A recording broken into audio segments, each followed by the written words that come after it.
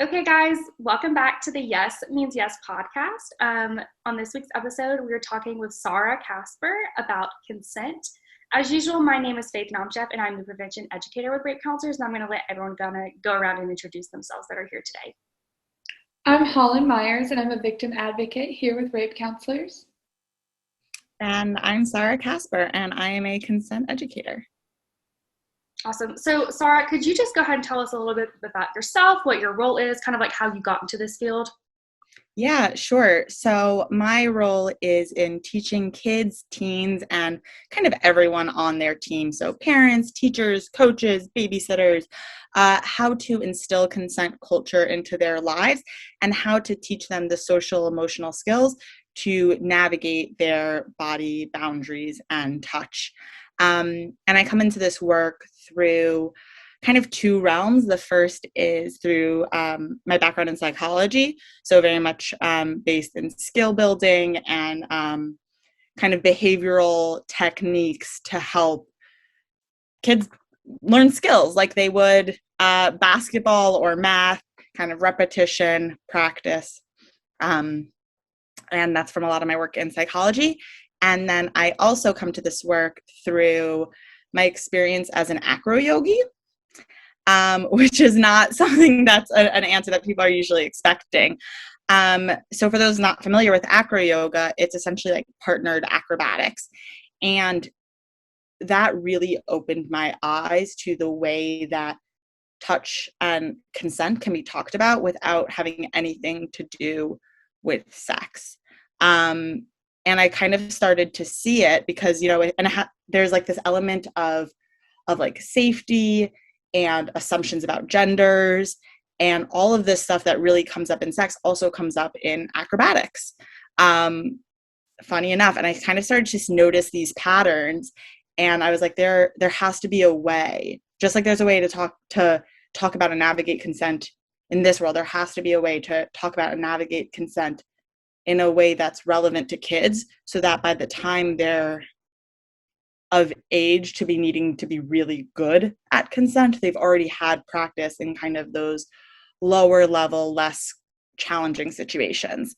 And so I kind of like merged my like educational background and then this acro yoga practice and created comprehensive consent, which is all about teaching kids and teens consent skills.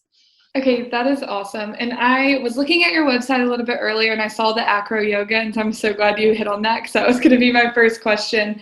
But I want to talk a little bit about like comprehensive consent, and I saw on your website it's broken down like for parents and then for students. Can you just talk a little bit about like whether you're talking to parents or their teachers or the kids themselves, like how you navigate that, how you go about that, just kind of what one of your like talks would look like, I guess? So I usually start any conversation, whether it's with parents or with teachers, by inviting them into the conversation of understanding that consent is a practice. It's not a moment in time. And there's a way to teach your child to value their bodily autonomy, value their own boundaries, value the boundaries of other people, and teach it in a way when they're young. And so it becomes an internalized understanding rather than something that they have to switch to all of a sudden when they learn about consent in their, let's say, like 9th grade or 12th grade class, if at all. And so the conversation is usually introducing them a lot of the time to introducing the adult to the balance of keeping the child safe and taking care of them and making sure they're healthy, safe, learning, all of that. And also respecting their boundaries and interests, which are different than the adult's boundaries and interests, and kind of balancing it out and getting into, the practice of consent in their everyday lives. That is awesome. And I think, like you said, it is so important to start at the beginning. And we talked with one of our previous podcast guests about just like starting young. And so, starting when they are 2 and 3 and understanding like do you want to hug your grandmother when she comes in the room and not just go give your grandma a hug if the kid seems uncomfortable and shy with it? So I think that's so awesome that you touched on that. So you just described like this particular model of consent. How would you say this differs from like, I guess, what the average person would be like teaching their child or teaching their student? Yeah, so this differs in two ways. The first is that I think when most people think about consent in kids, they're thinking about abuse prevention. And abuse prevention is huge. It's so important, and it's also not the work I do. Abuse prevention is really about keeping children safe from predators and from abusers. It's a very one-sided situation where the child, like, we are defending the child and like protecting the child.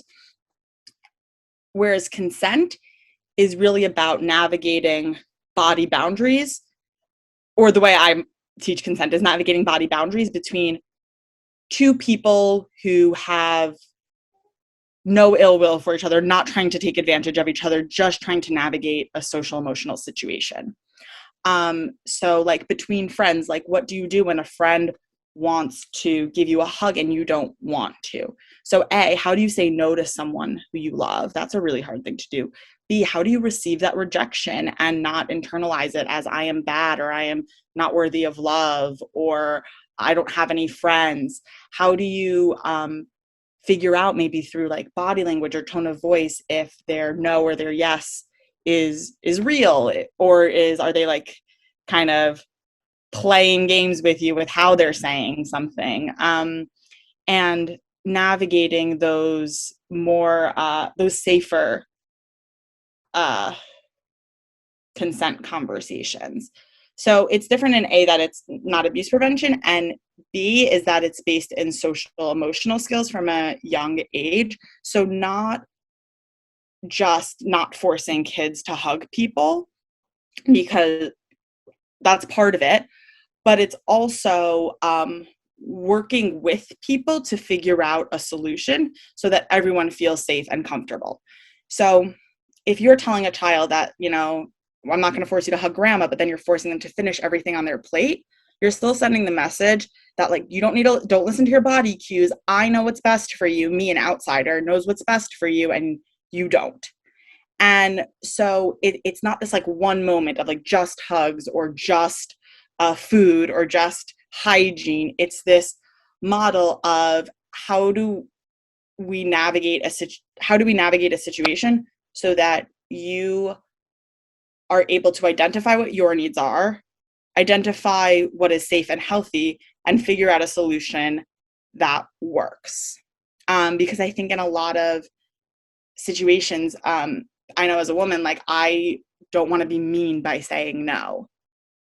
But if I can, as a small child, identify that I want to say no, that I don't want to do something, and navigate how to figure that out socially so that I don't hurt someone's feelings more than necessary. Not that I'm responsible for it, but because I love them, I want to treat them well, and I don't want to cause them extra unnecessary pain.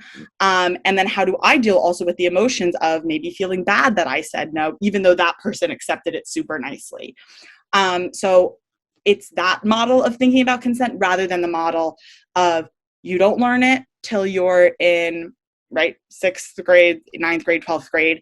And when you do, it's a 40-minute class, and it's about like what consent is and what consent isn't, and do it and do this and don't do that.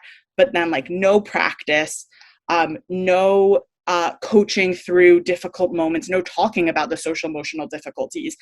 It's very rare to see a curriculum that talks about how hard it is to say no. It's like you're allowed to say no.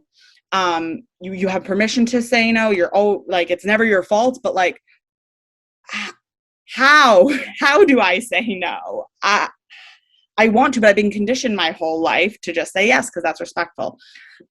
So that's a very long answer for the two big differences in my approach to consent education.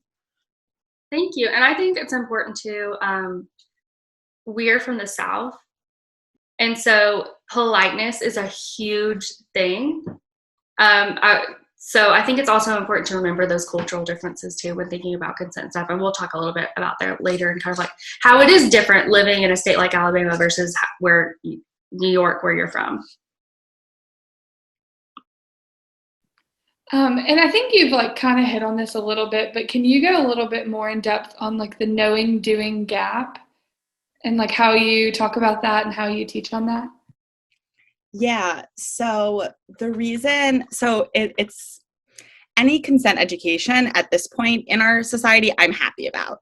Like, that is the truth. And at the same time, research is kind of indicating that the consent education that we are doing now isn't necessarily enough. And this is shown through the knowing doing gap. So I always like to preface this with, there is not a ton of research on this. This is my theory, but I've talked to people and it seems to make a whole lot of sense. But I always like to say, like, this is my take on it a little bit. Right now, even when people in college know what consent is, there is research that indicates that they do not practice it.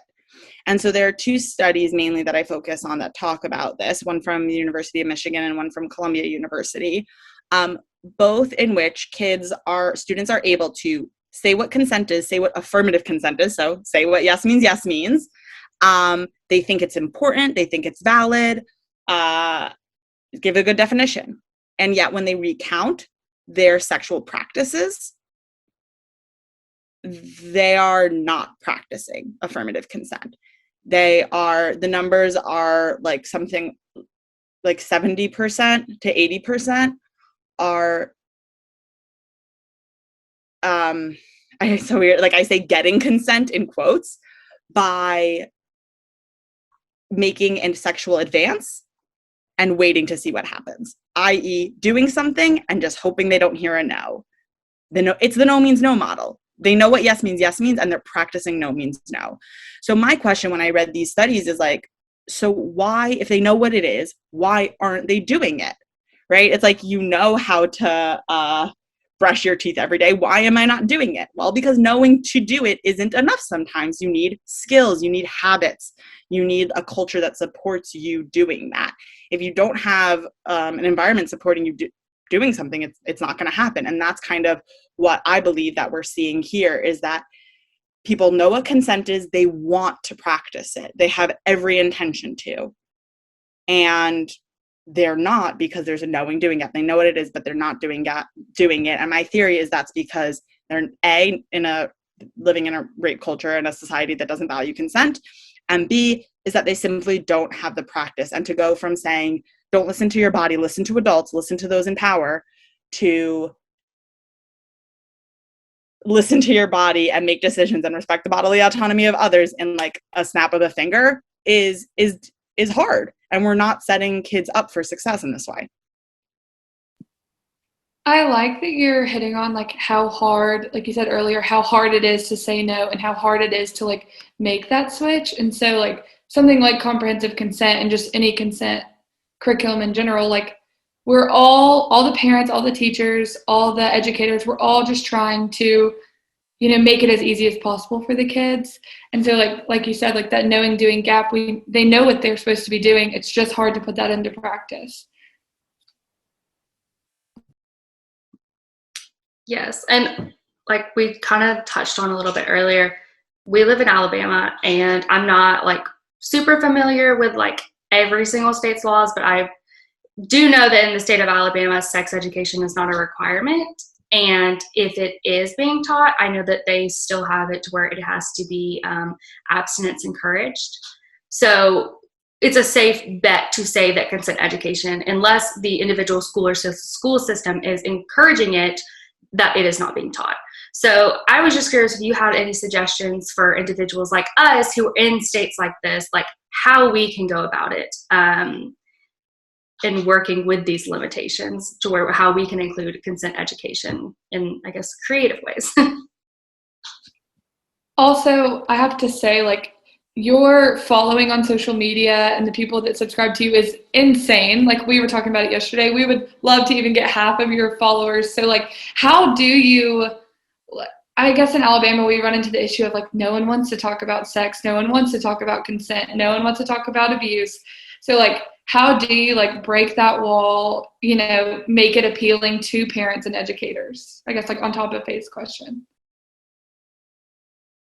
Yeah, so first to answer Faith's question, I'd say that it's so familiar because I grew up in New Jersey in a very religious Jewish home with also pretty like conservative values. And what I was thinking about this, I was also thinking about how could I bring this to like my like old community, because I wish that I learned this, and I understand that like it's a real big barrier to bring it in as like a sex education overhaul, like that wouldn't be accepted. But is there a way to teach consent in a way that doesn't have to do with sex? And that's where like that like acro yoga piece came in for me. It's like, yes, this is totally possible. There's a way to teach us where it doesn't have to do with sex. It just has to do with body boundaries. So talking about hugs, hand holding, hair braiding, like things that happens amongst, you know, elementary school and middle school kids, that you can still teach these social emotional skills, or things like sharing. Like, do you have to share your toys? No, you don't. If they're class toys, yes, we need to take turns and figure out a system and navigate that. But if you bring your toys from home, start to introduce the idea of maybe there's like, you know, special playtime where you're allowed to play with your toys from home, and you don't have to actually let others share. So how do you say that in a nice way? How do you politely say no? How do you politely handle the rejection? And do so in a way that it's generalizable. So starting with, again, like maybe sharing toys, then it's like sharing your body in a hug. And then by the time that you're hearing about consent when you're a little bit older, it's not such a new concept. It's things that you've already heard before. So it's very the step-by-step of how to bring it into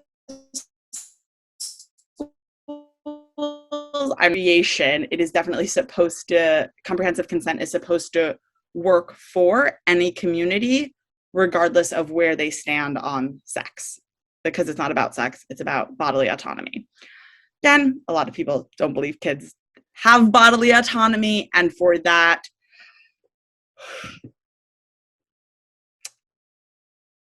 that is something I don't know how to, you know, get them past. Yeah. Or I should say that's not totally true. Helping adults realize their past experience actually has been a very powerful moment. Like when I say like finish everything on your plate, all of a sudden I'll get a lot of people like, oh yeah, or like mom decided what you were wearing that day even though you didn't like it. Oh yeah, I didn't like that she put me in that. And then it's like, yeah, so maybe, you know, give your kid a little bit of choice in it, you know, give them 3 outfits to choose from instead of just telling them the one outfit to wear, and like slowly but surely introducing it in a way that doesn't sound like maybe such like a big term like bodily autonomy, but just like choice, and like slowly introducing it that way. I think that is how you introduce parents and teachers to the idea of bodily autonomy, and what's worked for me. And also to Holland, to your question, what I've also kind of done on Instagram is, you know, just like make it more approachable. I like to use a lot of like analogies for explaining this stuff, because again, it's not just about sex, it's about like choice and like individual differences and respecting those. That is awesome. Thank you for sharing all of those thoughts on all of that. Okay, and so I have one last little question for you. What advice do you have for parents on how to implement consent into their children's lives? Yeah, so beyond starting to give them choice in the realm of like what they wear, a little more choice in what they eat, in how they do, like what order they do things. I think it's really important to remember that this is a practice. And so especially if it's new, it's okay if, you know, you're making a mistake. Like saying something like finish everything on your plate is such a habit, and it's going to take time to break out of that. And that's okay. And that's what this time when they're young is for now, is remembering like, oh, like, actually, how's your stomach feeling? Let's check in. Are you full? Are you not? Have you eaten, you know, enough protein, enough carbs, enough, however you talk about food in your family. And also kind of doing those mess ups also teaches a child that it's okay to say something and then be like, oh, that wasn't an okay thing to say. And now I can apologize for it and kind of try again. That's a huge thing when it comes to implementing this into a child's life. And I think some also, do you want some like practical strategies as well? That would be great. Yeah. So some of my favorites are doing things like, it's called, in psychology, we call it like a forced choice, but it's very strange to use the word forced. So let's call it two choices. So, you know, when it's, if your child, you know, needs to put on their shoes, instead of forcing them to sit down and forcing their foot into their shoe, it's, you need to put your shoes on. Do you want to put the right shoe, this shoe on first or that shoe on first, and have them point, and that way they still get choice. They're still like, and it's teaching them to make good decisions, and it's not a power struggle of who's in control or not, because they are going to feel like they're in control. So two choices is one of my favorite strategies for practicing consent. Another one is to talk through something ahead of time. So this is definitely true for like doctor's offices, right? A child has to get a vaccination, but your body, your choice. How do you like figure out that discrepancy if they're saying, no, I don't want that in my body? Before you go to the doctor's office, have a conversation of where you engage them and ask them, okay, so we're going to go to the doctor's office at 10 o'clock tomorrow morning. Do you remember the doctor's office? See if they remember. Okay, what are we going to do when we first get there? We're going to sign in. Okay, great. Do you want me to sign your name or do you want to? Right, and engage them. And then, okay, and then we're going to sit in the waiting room. And what are we going to do when they call our name? Oh, they're going to walk us back. And you kind of walk them through what the steps are. So when it comes time for the shot, they're like, oh, this was part of the plan. I know this ahead of time. It still might be hard, but this isn't like all of a sudden I'm in a situation where I have no control. I haven't anticipated it at all. And talking about it beforehand, gives that sense of like control because we know what will happen, and also gives them a chance to talk about like what coping skills will you use, rather than, again, like fear tactics. If you don't get a vaccine, you're going to die, or you're going to, I mean, vaccines are a whole other issue to be talked about, but like at least you've covered like, right, or they're gonna like hit your knee with a hammer, do you know why they do that? And ask them questions and engage them in the conversation. So those are, I'm trying to think if I have any other like big tips for parents and teachers. Oh yes, my last one is, you are allowed to have boundaries as a parent, and it is important for you to have boundaries as a parent. This isn't like willy-nilly practicing parent practice where your child just gets to make all the decision. That is absolutely not what this is. You are allowed to hold boundaries, but remember that it's you holding boundaries for you, not you holding boundaries for them. And what I mean by that is, if your child, is hitting their fist against the wall, like, and they're not listening to you, you've practiced, put your hand down, no, whatever you've done, they're still hitting the wall. It's not, you can't do that, and then pulling their hand away.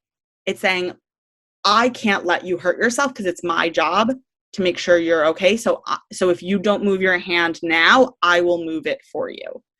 So it's very clear that they have like a chance to do it themselves, but if not, it's your job to keep them safe, and you won't let them hurt themselves. It's a little bit of like a brain twister, but it really sends the message that it's not like I'm controlling you. It's that I am controlling me, and it's my job to protect you. that comes up in different ways as well, of like, I want you to play with me though. And it's like, I'm not interested in playing, or like, I have to cook dinner. Thank you for asking me, but I'm not interested in doing that right now. But it's like, but it's my choice. I want you to play with me. It's like, nope, you get to choose what you do. And there are consequences,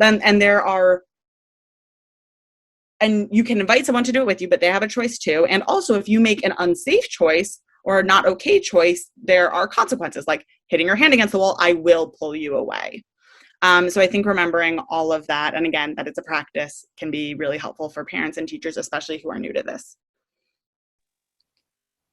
Thank you for sharing those tips. I know I am not a parent yet, but I do like interact with a lot of kids, and like when you explain those practices, it makes a lot more sense, and it doesn't sound like this like scary, daunting thing. Like all of that makes sense, and it all seems like, I'm not going to say an easy fix, but somewhat of an easy fix once you get into the practice of it. So thank you for sharing those tips.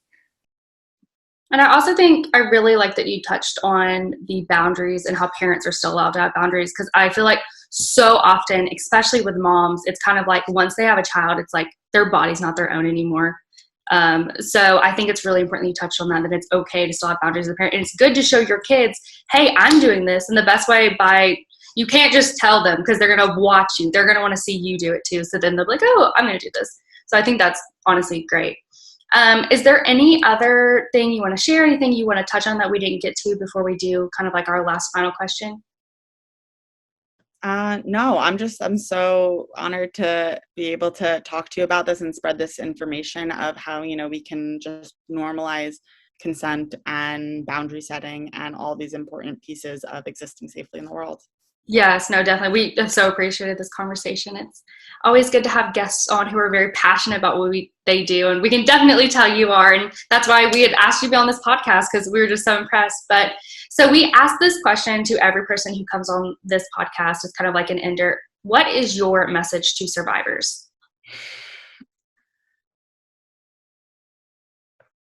Yeah, this is always a hard one. I don't think it can ever be repeated enough. It's not your fault. And I also want to say that it's not just not your fault, but there was a society that failed you. Like we taught you that your body didn't matter and that you weren't allowed to say no. And we taught, especially men, that they had the right to do things, because if you have power, then you're allowed to treat others however they want. And that was our collective responsibility, to teach that no, you don't have the right to anyone's body just because you have power and just because you are a man. And that was a failure on our end. So if it's like, then whose fault was it, right? It's the person who caused the harm. And also it is the bigger society. And so we all kind of have to do better. Awesome. Thank you for sharing. We really appreciate you being on this podcast, and I'm very excited to kind of get this episode out and to our viewers, so we can, start this awareness and start more conversations about consent. But is there a place, social media, whatever, where people can find you? Yeah, definitely. The best place to find me is on Instagram. It's where I'm most active. It's at Comprehensive Consent. And also subscribing to my newsletter, you get a bunch of extra goodies that you won't necessarily get on Instagram. And you can subscribe at www.comprehensiveconsent.com. Awesome. Thank you. And I'm also going to, for anyone listening, put those links in the description box below so you guys can click on those, follow her Instagram. And yeah, well, again, thank you. We have so appreciated this, and we will see everyone on the podcast next week. Thank you. Bye. Bye.